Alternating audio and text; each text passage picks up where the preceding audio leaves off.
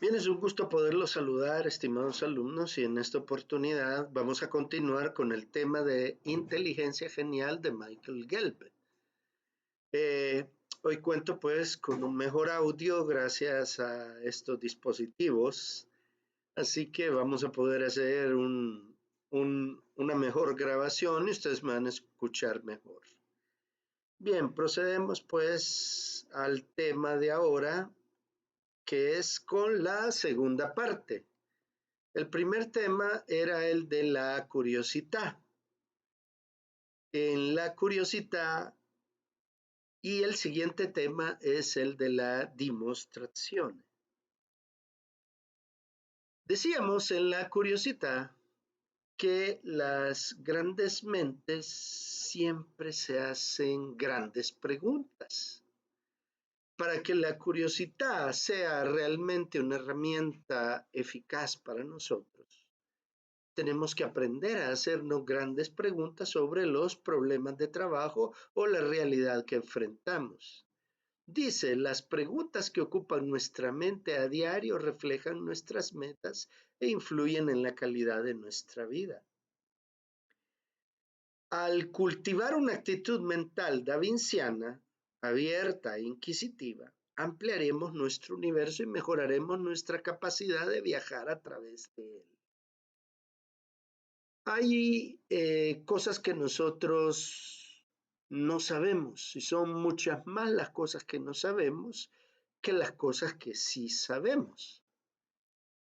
Ante esa situación, uno siempre tiene que preguntarse cuán curioso es y se ha enfrentado siempre a un problema de carácter cultural. El problema de carácter cultural es cuánta libertad he tenido yo para hacer preguntas. Y eso viene dado por la educación que yo he recibido en mi infancia. De acuerdo a la libertad que yo he tenido para hacerme las preguntas, esa libertad es la que se refleja en mi actitud frente a la resolución de problemas. ¿Cuándo fue la última vez que buscó el conocimiento con el único propósito de perseguir la verdad? ¿Eh? Llegar a un conocimiento de algo, no para resolver un examen, no para sacarme una buena nota, sino para descubrir la verdad. Si hemos sido afortunados y hemos aprendido en el colegio, en la escuela, en bachillerato, en la universidad, el método científico para encontrar la verdad de las cosas y lo hemos aplicado a nuestra vida cotidiana, vamos a descubrir que este conocimiento es el que a nosotros nos ha orientado realmente a transformar nuestras vidas. ¿Qué ganó con ese esfuerzo? Cuando fue la última vez que buscó ese conocimiento para hallar la verdad. Encontró un nuevo conocimiento, encontró una manera diferente de hacer las cosas. Piense en las personas que usted conoce. Algunas de ellas personifican los ideales de la curiosidad. Usted puede ver a su alrededor y distinguir ahí qué gente de su familia, qué gente de las que usted conoce, de sus amigos, son personas que se hacen siempre preguntas y sobre la guía de esas preguntas resuelven muchos problemas. ¿Alguna de ellas personifica esos ideales de la curiosidad para usted? ¿Cómo ha enriquecido la vida de estas personas el hecho de hacerse muchas preguntas? Ahí depende el factor cultural del que hablamos. En nuestra cultura hay una frase que yo la considero muy dura, muy cruel, que no debería hacerse jamás a los niños. Cuando un niño anda molestando se le dice no inventes. Y cuando un niño está preguntando algo, igualmente se le dice no inventes. Relacionar la invención con la mala conducta del niño es una fijación cerebral que no conviene en la educación, porque el niño entonces aprenderá que la curiosidad es mala. La curiosidad mató al gato, le dicen. Si la curiosidad mató al gato, quiere decir, mira, por ser curioso te puedes morir. Entonces el niño aprende algo negativo sobre la curiosidad. La curiosidad no es precisamente algo negativo. La curiosidad es importante para el desarrollo del nuevo conocimiento y enriquece la vida de las personas. Así que el hacernos preguntas sobre lo que nosotros vivimos y nos rodea nos ayuda a resolver los problemas. Bien, hagámonos una evaluación o una autoevaluación de cuánta curiosidad tenemos.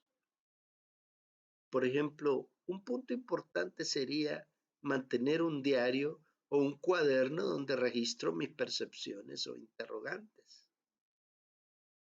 En el trabajo, cuando yo estoy desarrollando un proyecto, si yo tengo un proyecto, tengo un cuaderno donde yo registro las percepciones o interrogantes, entonces va a ser más fácil para mí resolver las necesidades de ese proyecto. Luego, dedico un tiempo suficiente a la contemplación y a la reflexión. No basta con mirar las cosas, ni con decir que las veo, sino que también contemplarlas. La contemplación nos da serenidad y esa serenidad ante un fenómeno nos puede hacer visualizar un problema. A muchas personas les sirve, y en el caso de ustedes que son estudiantes de diseño gráfico lo van a entender muy bien. Dedicarse a la contemplación y a la reflexión visual es algo que les ayuda a resolver los problemas, porque ustedes piensan en términos de imágenes y no de palabras. Visualizar un concepto para ustedes puede ser la llave para resolver un problema. Entonces, esa es la clave de la curiosidad en la autoevaluación. Otra pregunta que hay que hacernos, ¿siempre estoy aprendiendo algo nuevo? ¿O me estoy quedando con los conocimientos que he recibido desde siempre? Las cosas me van a funcionar porque así me las enseñaron antes. Ahora, ¿cuánta capacidad de curiosidad tengo? Primero, ¿soy un lector voraz? ¿Usted le gusta leer y le gusta leer bastante? ¿Cómo le gusta leer? ¿De los libros tradicionales en papel o del internet? Y en el internet, ¿cómo lee? ¿Lee prestando atención o lee superficialmente? Aprendo de los niños pequeños.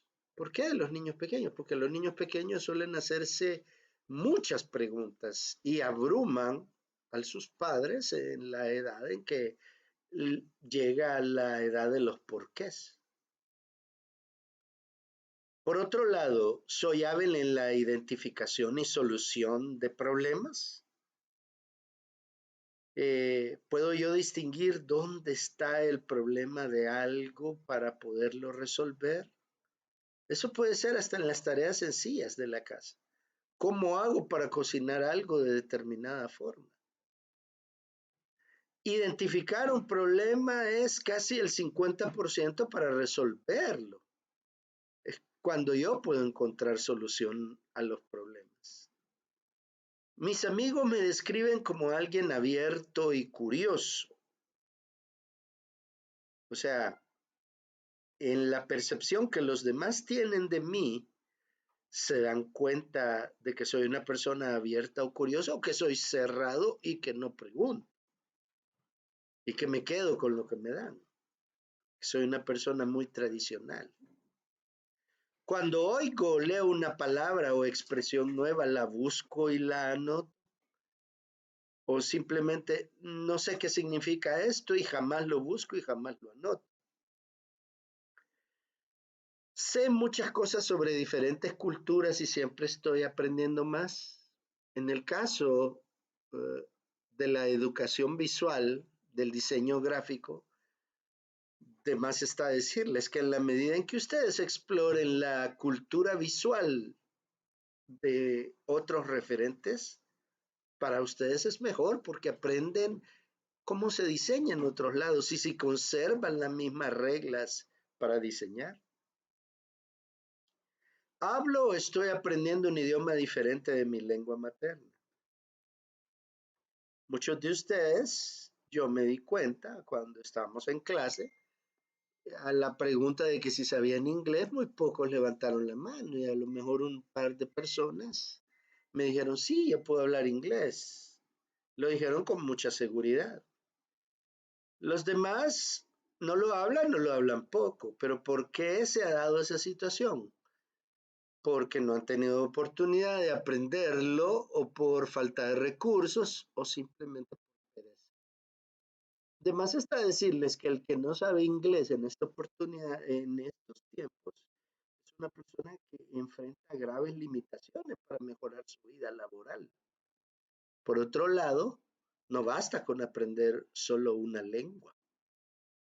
Hay necesidad, en este caso el inglés, sino que yo les recomiendo que también aprendan una lengua europea. El inglés con alguna lengua europea o en todo caso el chino son las lenguas del futuro.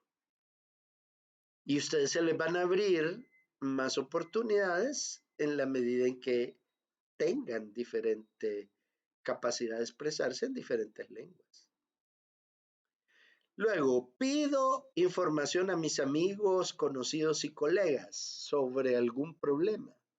Es conocido, por ejemplo, en otros países, y yo conozco el caso de un chef español que tiene un programa de televisión.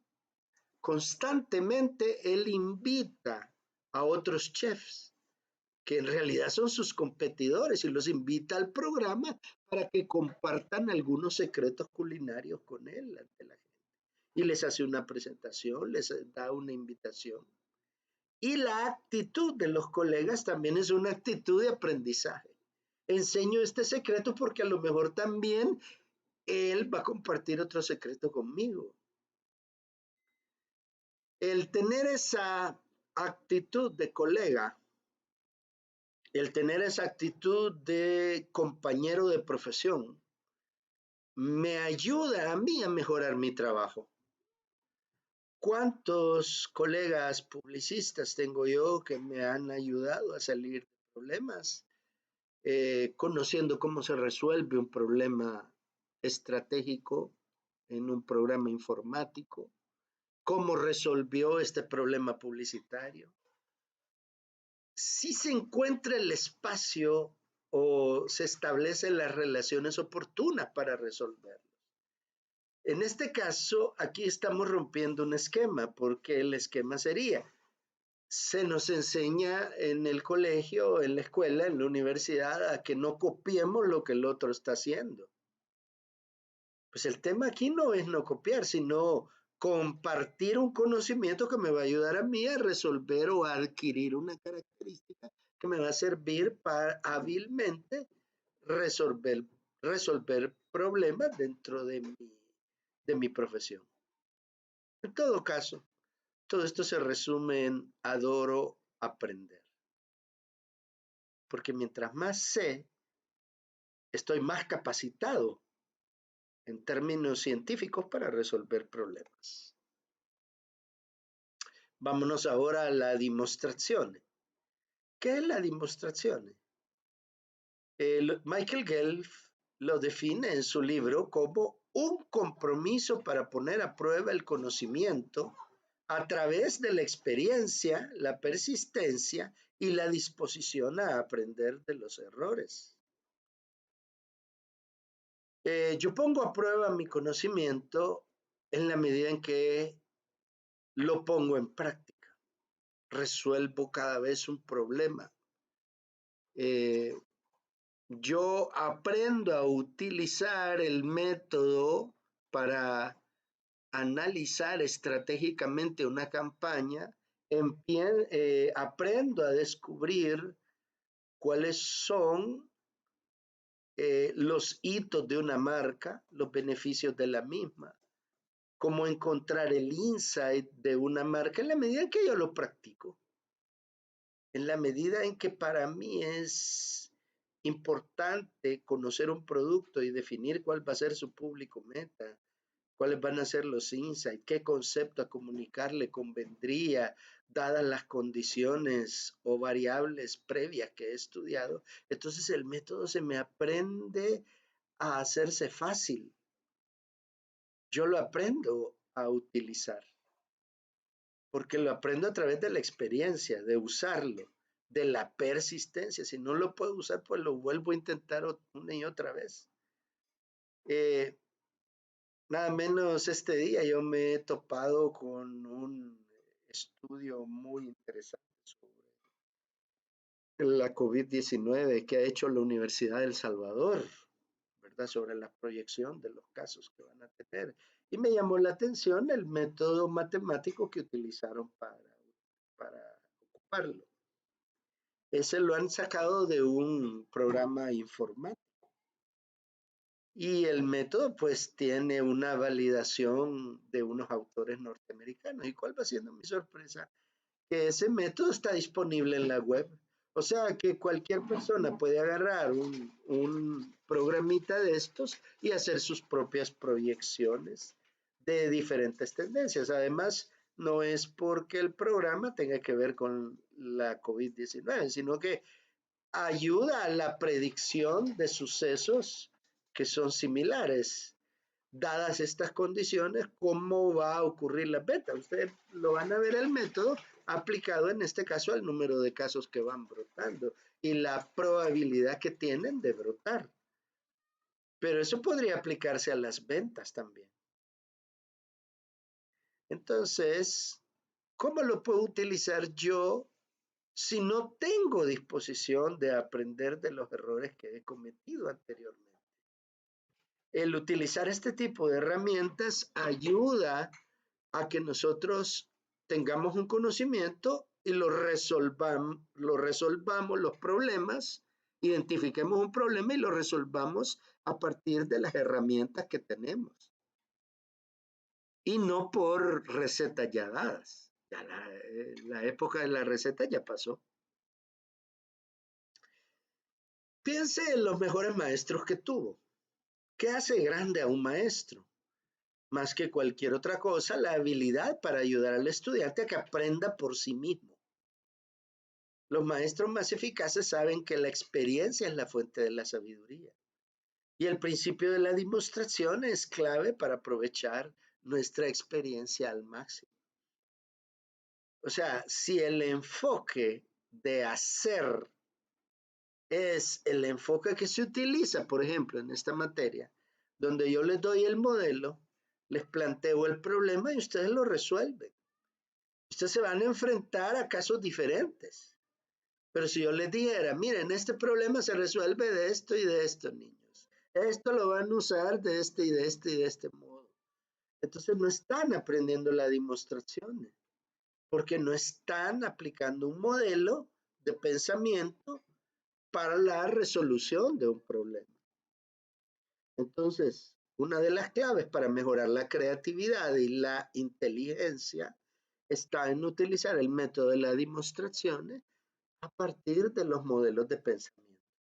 Usted tiene un modelo de pensamiento y en ese modelo de pensamiento que le ayuda a resolver un problema, usted lo sigue y lo aplica a un problema y dice, este modelo me sirve para esta solución, pero este modelo no me sirve para esta otra.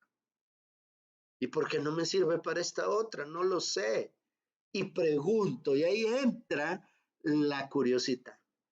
Mire, profe, ¿por qué no me sirve este método para este caso? Viene el profesor y no te va a decir, no te sirve porque yo lo he provocado para que no sirva. No, te va a salir así porque el profesor entonces va a decir, mira, el método quizás no funciona por estas razones. Utilicemos este otro. La realidad no es una realidad terminada. Las cosas podrán resolverse de otra manera después, pero mientras yo tenga este método y me funcione, me funciona. Esto fue lo que hizo Leonardo da Vinci en el taller del maestro pintor Andrea del Verrocchio. Yo imagino que ustedes han estudiado a Andrea del Verrocchio. El entrenamiento que el joven Leonardo recibió como aprendiz en el taller de Verrocchio ponía mucho más énfasis en la experiencia que en la teoría.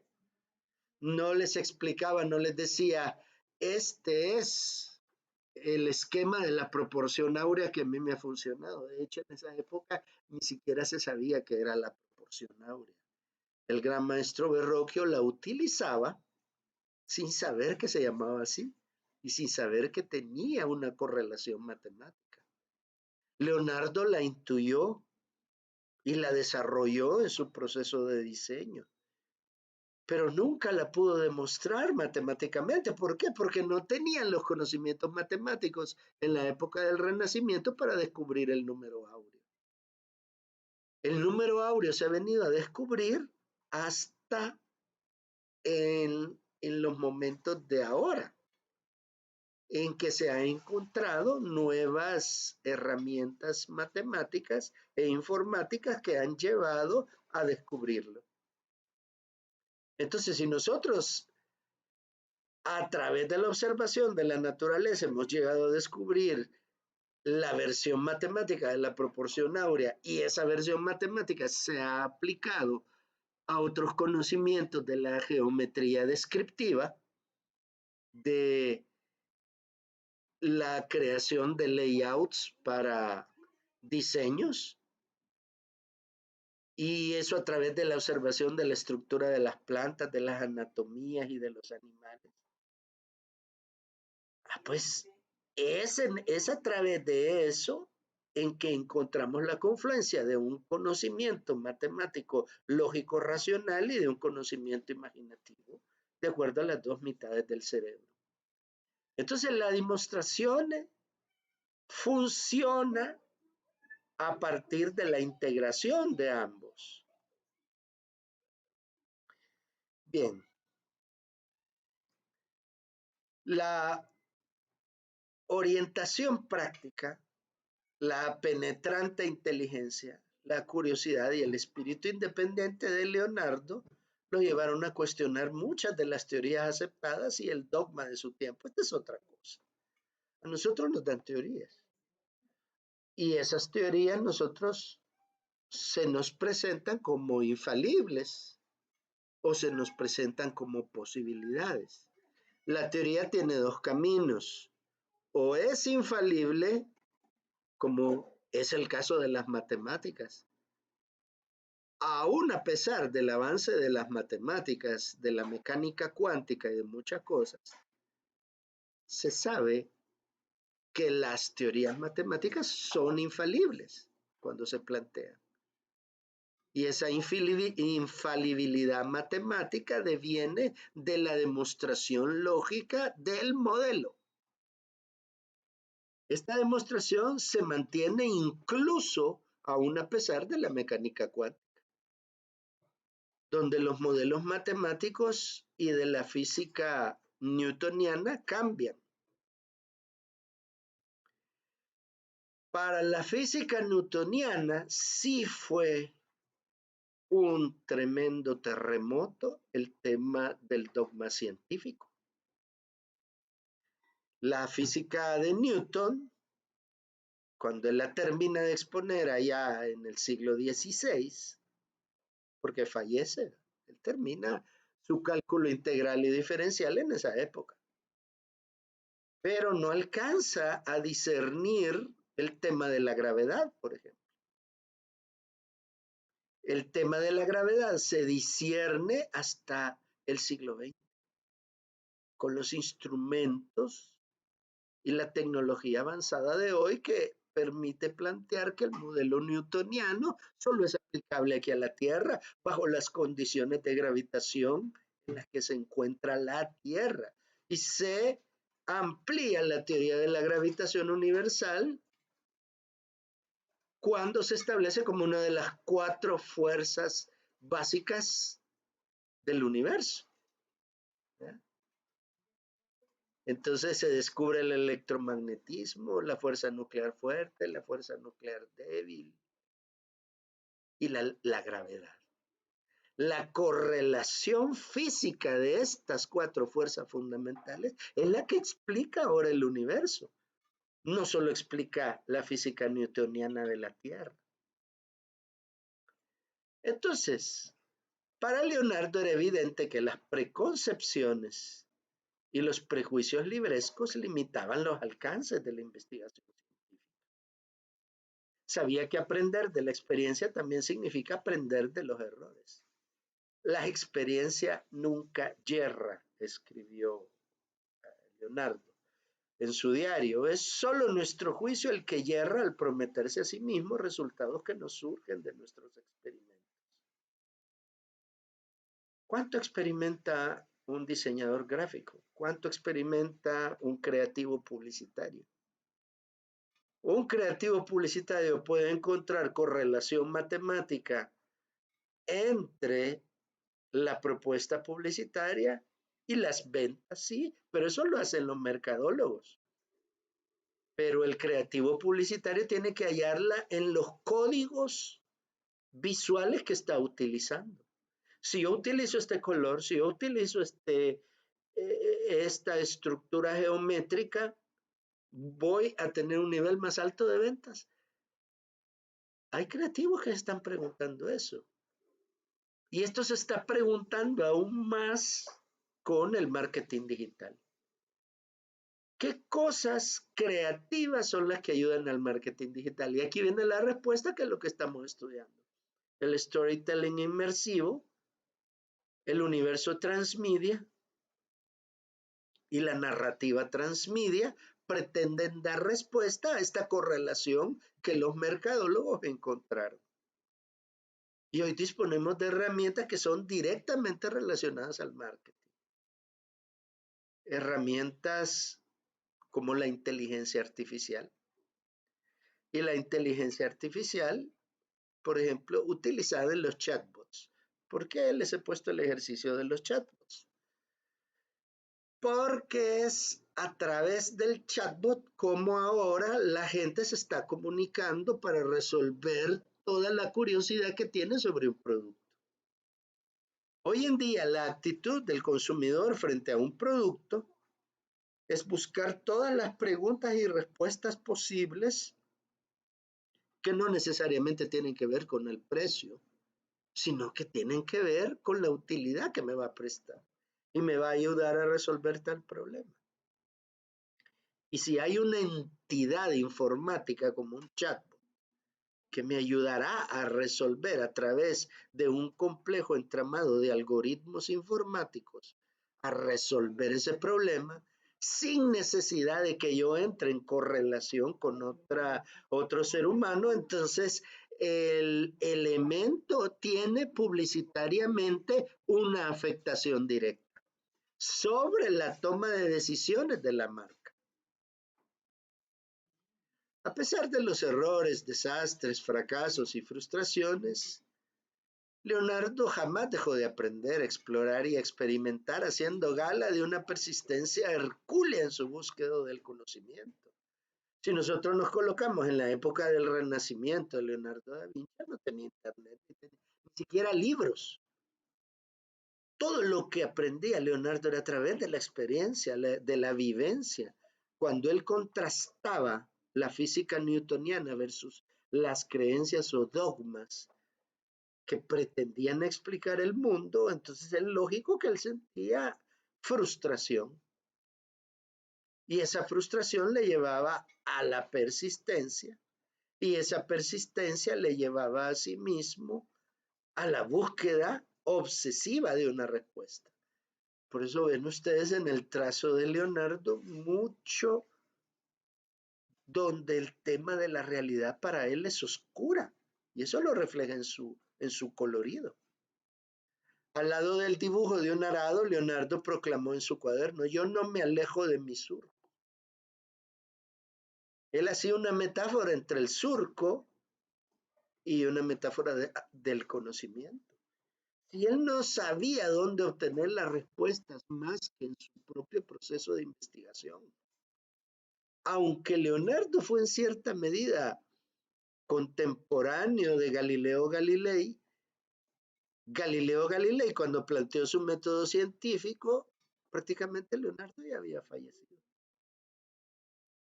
Leonardo da Vinci descubre el método científico sin saber que era el método científico. El rigor vence todos los obstáculos, decía. Los obstáculos no me vencen. El rigor quiere decir, hay algo que va a funcionar en la medida en que las cosas se hagan de acuerdo a una disciplina de trabajo. Y esa disciplina de trabajo me va a llevar al encuentro de la verdad. Ese es el rigor. El rigor me va a llevar a mí a perseverar hasta encontrar la solución publicitaria que yo necesito para un cliente. Veamos, la demostración y usted. Este es el último tema de este que Michael Gelb plantea. A ver, una vez que hemos descubierto lo que es la demostración, ¿para qué sirve la demostración? ¿En qué la ocupo yo para mi vida? La verdadera importancia del Renacimiento radicó en la transformación de las presunciones fundamentales de la época. Se presumía, se entendía que las cosas eran de un modo, pero a medida que la realidad las fue transformando, causó la revolución que causó en la Italia del Renacimiento. El deseo de Leonardo de desafiar la visión dominante del mundo mediante la aplicación del principio de la demostración lo puso a la vanguardia de esa revolución. Ok, apliquémoslo entonces en forma de autoevaluación a nosotros. La primera pregunta que tenemos que hacernos es, ¿vivo dispuesto a admitir mis errores? Mi relación con los errores, ¿cómo es? ¿Es destructiva o es positiva? Mis amigos más cercanos estarían de acuerdo en que vivo dispuesto a admitir mis errores. Aprendo de mis errores y casi nunca cometo el mismo error dos veces. O si lo cometo, ¿por qué lo cometo? La penalización del error siempre es uno de los problemas que se afrontan en la agencia de publicidad. Se penaliza el diseño que no estuvo bien. Es más, de hecho se puede decir, en vez de decir, este diseño descubrí que no le funcionó a mi cliente, se dice, esto que hiciste para tu cliente no sirve, no funciona. Penalizas el error, penalizas la búsqueda. O sea, si no te sirvió para este cliente, te puede servir para el otro. Y casi nunca cometo el mismo error dos veces. Bueno, sos un invicto o sos una persona que nunca se va a equivocar. Fíjense que la actitud ante el error tiene dos dimensiones.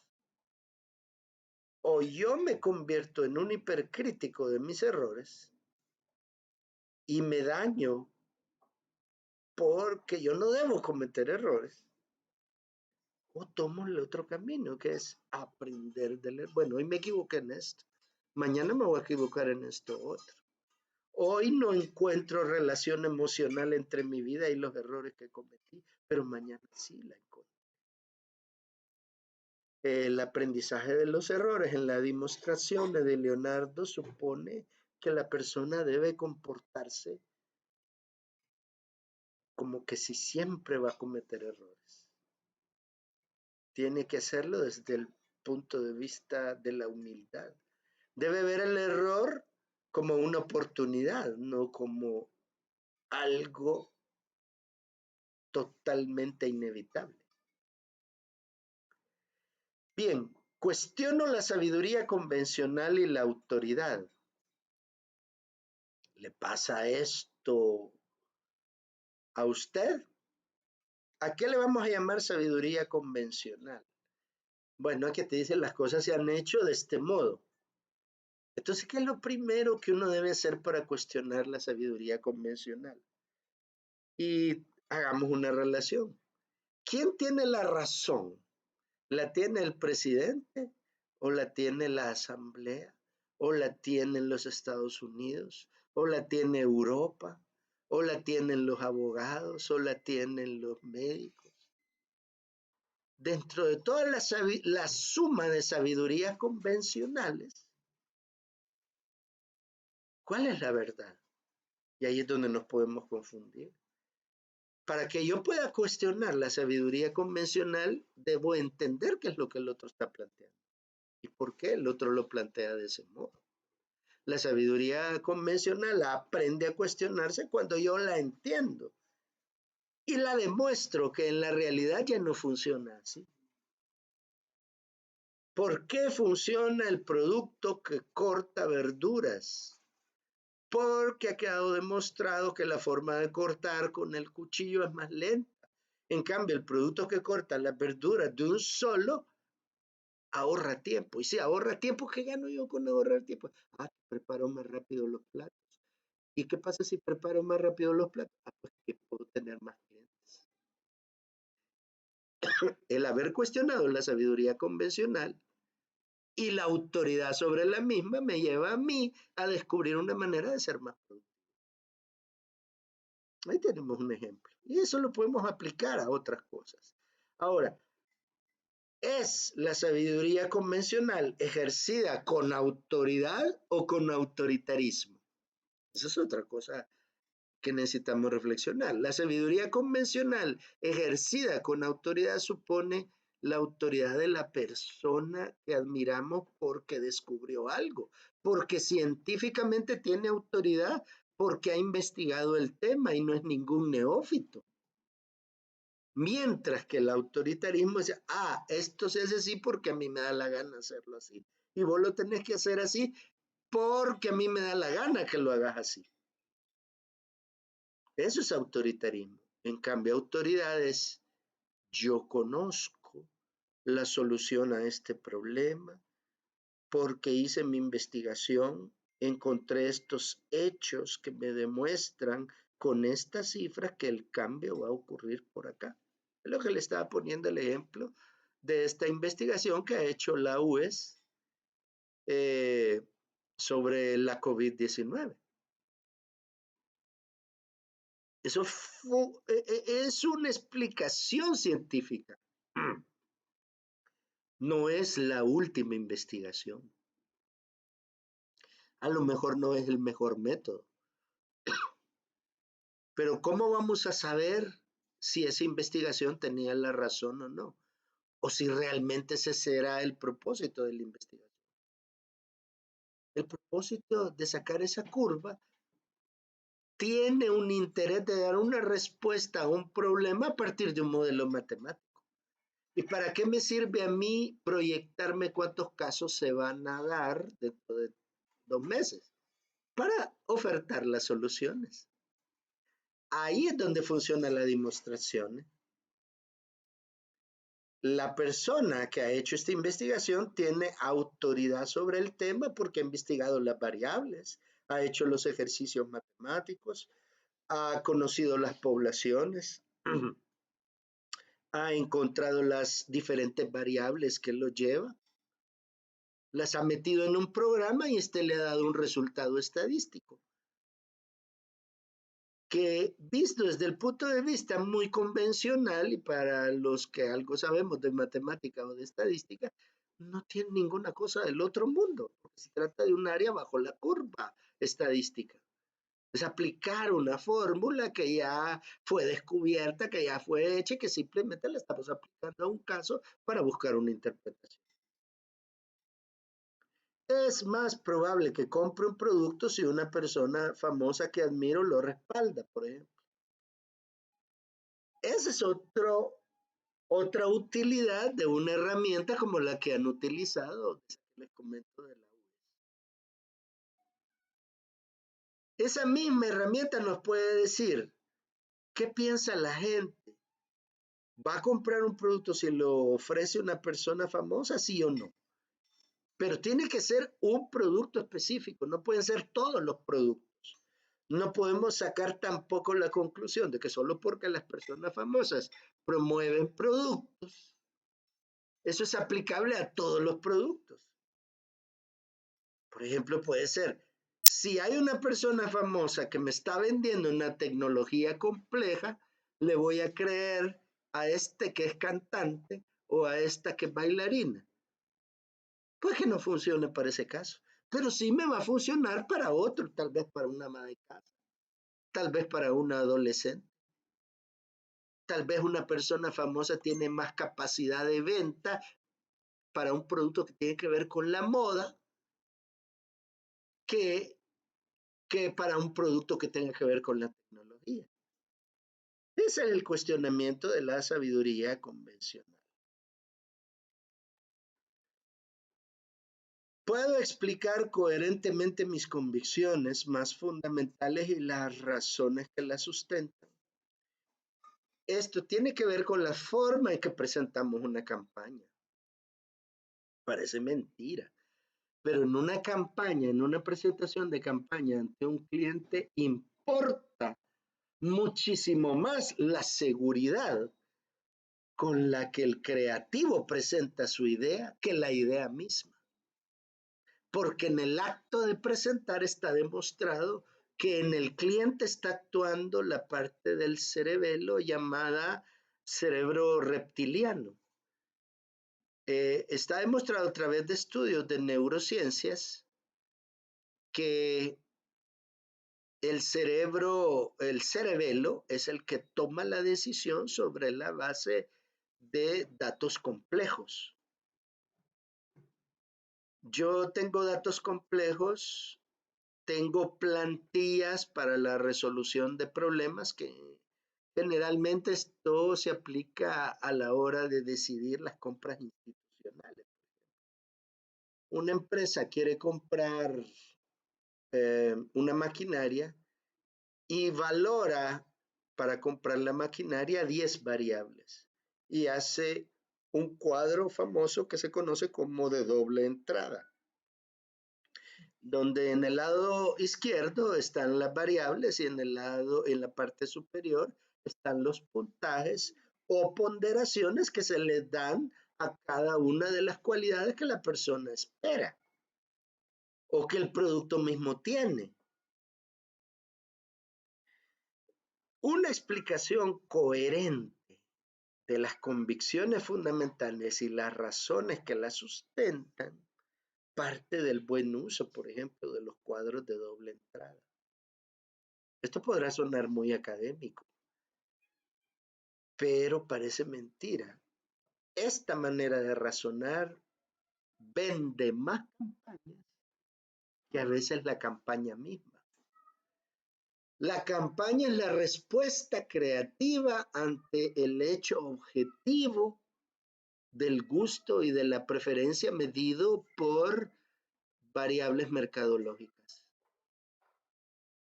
He modificado una creencia fuertemente arraigada a causa de una experiencia práctica. Bueno, yo tuve una compañera ejecutiva de cuentas que siempre cometía el pecado que en mercadeo nosotros llamamos de la autorreferencia. Medía los resultados de una campaña por lo que a ella le gustaba. Ella siempre tenía un argumento ante el cliente que decía, bueno, mire, mi familia y yo hacemos esto, esto, esto y esto. Y ella hacía una extrapolación matemática en su mente de que si porque tengo 4 hijos y si a 3 de ellos les gusta eso, yo doy por sentado que a toda la familia se comportan igual que la mía. Por ejemplo, si una persona cree que ese es la autorreferencia, es el argumento poderoso de venta que va a hacer que mi cliente corporativo acepte la campaña, está completamente equivocado. Porque el cliente corporativo parece mentira, pero por lo menos hasta donde yo he tenido relación, está más dispuesto a escuchar información relacionada con los resultados de las ventas y con su posible proyección en aumento que por las convicciones o creencias del que está presentando la campaña. Bueno, el otro tema que nosotros tenemos que tener claro es persevero ante las dificultades. O sea, encuentro yo el primer obstáculo y ¿qué hago? Ah, no, esto ya no funciona, se acabó. De aquí ya no sigo. O sea, me doy por vencido a la primera, pues. Y muchas veces los problemas de publicidad son problemas de venta. Y los clientes a uno le preguntan y le dicen, mira, aquí no vendimos nada con tu campaña. ¿Qué vas a hacer para el otro mes? ¿Qué me vas a hacer para lo... Yo te estoy pagando tanto porque me estés dando estos resultados de ventas, no me funciona. Me voy a ir a otro creativo, a otra agencia de publicidad, a otra agencia de marketing digital. Entonces yo tengo ahí una dificultad, ya se me añade a la presión creativa la dificultad económica, que estoy a punto de perder mi cliente, porque no he encontrado una razón creativa lo suficientemente convincente que se refleje en las ventas. Ese es el gran problema con la creatividad. Luego tenemos, considero la adversidad como oportunidad para crecer. Bueno, me dejó el cliente. ¿Qué hago? Me corto la pena, ya no funciono como creativo, cerré mi producción, no. ¿Eh? ¿Cómo voy a demostrar yo mis ideas? Aquí pueden ver en este cuadrito una serie de elementos de antónimos de demostración, que son las técnicas que uno utiliza para razonarle a un cliente, sobre todo cuando uno puede demostrar que su campaña tiene una alta probabilidad de ser exitosa. ¿Y cómo demuestra usted que ese color que le puso a esa pieza publicitaria tiene una mayor probabilidad de ser aceptado por el cliente final que este otro color? Tiene refutación, contradicción, discusión, rebatimiento, objeción, impugnación, mentis, oposición, desacuerdo y contrariedad. Cada uno de estos son métodos filosóficos. La mayoría de las técnicas de demostraciones que utilizaba Leonardo venían de la filosofía. Él gustaba leer mucho de filosofía. Y estas eran las técnicas. Por eso es que yo les digo que lamentable es que se haya retirado del pensum de materias el estudio de la filosofía. Porque la filosofía nos enseña a pensar, nos enseña a saber qué hacer con los recursos de pensamiento que tenemos. Y este es un recurso de pensamiento, la demostración, que nos da la oportunidad, es una herramienta que nos permite argumentar ante un cliente que nuestro producto es bueno. A veces soy susceptible a la superstición. Bueno, mientras más susceptible sea usted a la superstición, sus creaciones publicitarias van a ser también supersticiosas. Y por lo tanto, se las va a jugar en un albur en el área bajo la curva del 30-70 adverso a usted. Es decir, que de cada 10 presentaciones que yo haga, tengo una probabilidad del 70% que no me la acepten por supersticiosa y un 30% de que me la acepten porque me estoy basando en la superstición. Estoy dando un ejemplo así, solo por dar el ejemplo de lo que le pasa al supersticioso. Lo que le pasa al supersticioso es que invalida totalmente el acto científico. Luego, el otro tema. Mis amigos y colegas dirían que ante las nuevas ideas soy crédulo y tolerante, soy cínico y obcecado, soy escéptico de mente abierta. Bueno, para empezar, definamos qué es ser crédulo y tolerante. Esto tiene que ver con el carácter del creativo mismo. Si usted como creativo es demasiado crédulo y tolerante, el cliente no va a confiar en usted. Porque quiere decir de que usted está dispuesto más a encantarme a mí como dueño de mi marca que hacer efectivo su trabajo para que yo venda. Hay algo que no me gusta, yo se lo digo a usted que es mi creativo, mire, esto no me gusta, no sirve, no me funciona, no me está haciendo vender. ¿Y qué hago yo? Ah, sí, sí, sí, tiene usted razón, probemos otra cosa, porque le da miedo. Entonces usted está tomando una actitud de poca combatividad. Pero solo porque el cliente le dice que no le gusta, usted lo toma como palabra de Dios. ¿Eh? El otro es el cínico obcecado, este es el opuesto. El cínico obcecado es, ah, no, pues si eso tómelo, si le gusta, no, mire, si no, ahí hay 20 agencias de publicidad donde puede ir con su productejo. Trate hacia sus clientes y usted se va a caer en la pobreza. Aparte del desprestigio. Acuérdese que el tema de la publicidad es un tema de imagen. Y usted va a tener credibilidad en la medida en que sus campañas tengan credibilidad ante el público meta. Usted no puede ser cínico y obcecado con sus ideas. Usted tiene que aprender a que sus ideas, aunque le haya costado parirlas, aunque se haya enamorado de ellas, usted se tiene que desenamorar rápido y tiene que producirlas rápido. No se tiene que clavar en ella, por utilizar un término más salvadoreño. No te claves con tu idea. Producirla, sacarla, date cuenta si responde a las variables que el cliente está pidiendo y si responde, entonces entrale. No le des mucha vuelta. Yo conozco muchos creativos, muchos jefes que se ponen a hacer lo que yo llamo los cambios neuróticos. No, es que moverlo 3 centímetros para acá, no, hacerlo 2 centímetros para arriba, 20 centímetros para abajo. Es que este color debería tener un 3% menos de saturación.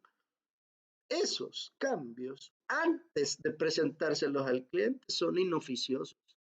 Te ayuda a ser poco productivo, te retarda la satisfacción inmediata que ahora los clientes de ahora, millennials que están en el marketing digital, buscan respuestas rápidas.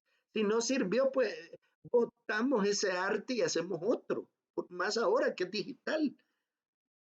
Te creo cuando hace un arte impreso, un arte que va para prensa o un arte que va para una valla publicitaria en la que hay que meter un montón de plata. Pero nos vamos a poner cínicos y obcecados con una creación que es efímera, digital, no. Y finalmente, el escéptico de mente abierta.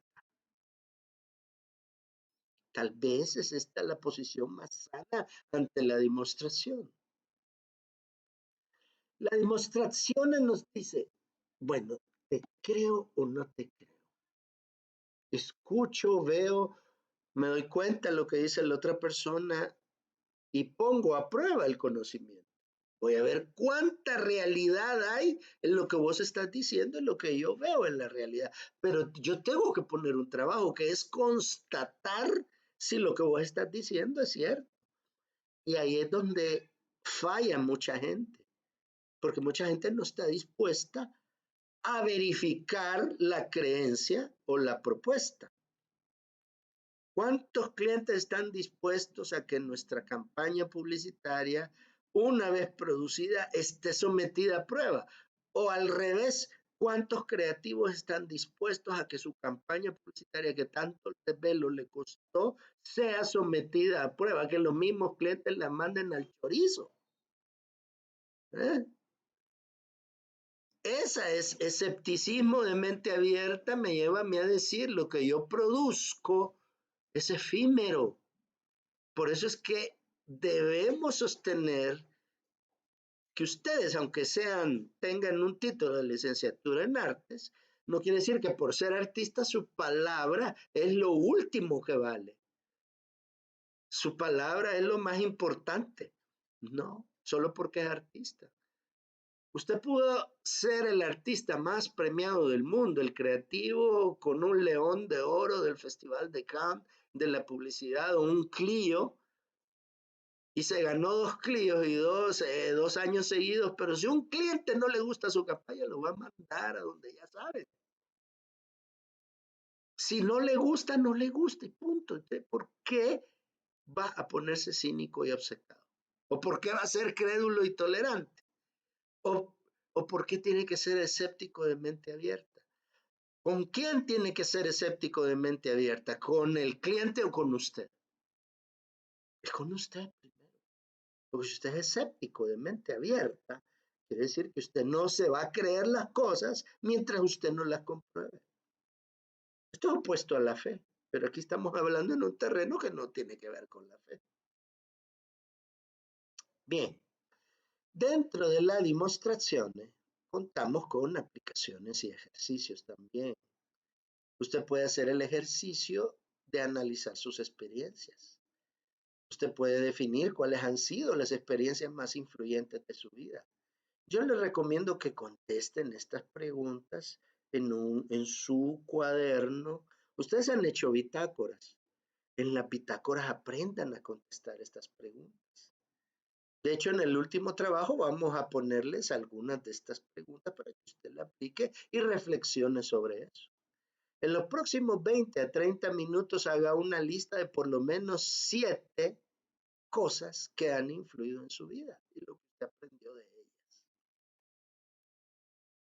¿Cómo aplica usted cotidianamente lo que aprendió de esas experiencias influyentes? Luego estudie su lista de experiencias significativas y pregúntese cuál es la más influyente de su vida. Para algunos esta experiencia es fácil porque han vivido eso, para otros es más difícil porque no han tenido experiencias influyentes. De verdad, sí, fíjense que vivimos en una generación donde la gran mayoría de jóvenes carece de experiencias influyentes significativas y a veces solo contestan por no quedar mal. Otros consideran que no podrían destacar una sola. ¿Cómo ha influenciado esta experiencia sus actitudes y percepciones? Es decir, ¿desde dónde lo ha visto? Ya les di los 3 caminos, desde el escepticismo, desde la obcecación, desde la credulidad, ¿eh? Para mejorar esa visión de mundo. Bueno, finalmente me quedo yo aquí con unas experiencias de la demostración aplicada a la publicidad. No son los mejores ejemplos, pero sí me ayudan a que ustedes comprendan cómo en los modelos publicitarios la demostración forma parte de una de las categorías más importantes de la publicidad. La gente quiere ver cómo funciona su producto. Aquí tienen ustedes de la demostración de cómo vender un cepillo de dientes. ¿Eh? ¿A partir de qué? De cómo se usa o enseñar cómo funciona. Esto puede tener una implicación más práctica todavía en el marketing digital. En el marketing digital la gente está más dispuesta y tiene más capacidad de atención hacia lo operativo que hacia lo enunciativo. En la publicidad tradicional tenemos lo enunciativo, lo advocativo como lo más importante. Lo enunciativo es, eh, estas vacaciones y lo advocativo, a lo que me manda a comprarlo, cómpralo ya, gratis. Esto está dejando de ser importante para los millennials. Los millennials quieren más información sobre los productos y tienen tiempo de verla, tienen tiempo de verla. Y de ahí, ¿cómo debes de realizar la demostración de tus productos a tus servicios y clientes? Y aquí van unas cosas que ya hemos hablado. ¿A quién va dirigida esa presentación? ¿Qué productos similares maneja la competencia? ¿Cuál es la estrategia que se va a ejecutar en la demostración? Si vamos a hacer un experimento, vean ustedes, hay que planificarlo gráficamente también. Aquí esta es una fotografía de una demostración de los lentes de realidad virtual en una feria de tecnología. Pues esto tuvo que planificarse publicitariamente. Miren, va a haber una mesa, la mesa debe tener esta decoración, aquí van a estar las pantallas para que no solo el tipo que tiene metido eh, el aparato de realidad virtual en sus ojos pueda verlo, sino que pueda ver quienes le acompañan. Señora, déjame, quiero probar, quiero ver. Ese gusto psicológico es el que nosotros estamos desarrollando en las ferias tecnológicas. O si no, algo que es tan sencillo y que siempre va a mantenerse, ¿eh? La prueba de producto a partir de la cocina, del sabor. Aquí tienen ustedes estas sesiones con amas de casa, del chef o del amigo dando a probar. Mira qué rico me quedó. Mira qué lindo. Mira, estamos en el supermercado y mira en el supermercado. Mira qué delicia lo que está probando. Ay, qué rico. Ahí estás probando la demostración. Ahí estás influyendo. Una persona que actúa de animador y presentador. ¿Quién iba a decir que la preparación de alimentos iba a volver un espectáculo mediático en el 2020? Con decoraciones, con PowerPoint y con los materiales que todos los días los vemos en la cocina de nuestra casa. Y eso es un show y no aburre. Es lo más increíble todavía. Si a mí me hubieran dicho en los años 70, 80, vos vas a ser telespectador de un show de cocina donde te van a enseñar a hacer tal platillo y se le van a aplicar todas las categorías cinematográficas para construir ese show, yo no lo hubiera creído, de verdad. Más lo hubiera creído en la moda o en el cuidado de la piel. Pero en fin, aquí tienen ustedes estas reflexiones que hemos hecho sobre la curiosidad y las demostraciones aplicadas a lo creativo. Bueno, hemos llegado al final pues, de nuestra clase de este día y vamos a ver, vamos a seguir viendo muchos más ejemplos relacionados con el storytelling y el universo transmedia. Hoy hemos analizado la parte de la demostración y esto puede estar vinculado a un universo transmedia, como lo hemos hablado, ¿verdad? Bueno, espero que todos sigan bien, que no haya problemas en su casa. Eh, He compartido en mi Facebook esta investigación de la universidad, así que le invito a que ustedes me visiten ahí en el Facebook donde puedan bajar esos datos y esa reflexión científica sobre las posibilidades de expansión de la pandemia. No emito opinión sobre ellas porque eso es lo que debe hacer una persona ante el hecho científico, un académico ante el hecho científico no emite opinión mientras el experimento está en curso, porque no la puede emitir, pero que le sirva para tener mejor razonamiento sobre lo que nos va a pasar con la COVID-19. Así que bueno, ha sido un gusto, estimados alumnos, y recuerden que para el día sábado está la entrega de su segunda evaluación. Quien me la quiera entregar ya, me la entrega. No tenga miedo, éntrele, mándemela, ¿verdad? Bueno, un gustazo. Hasta luego.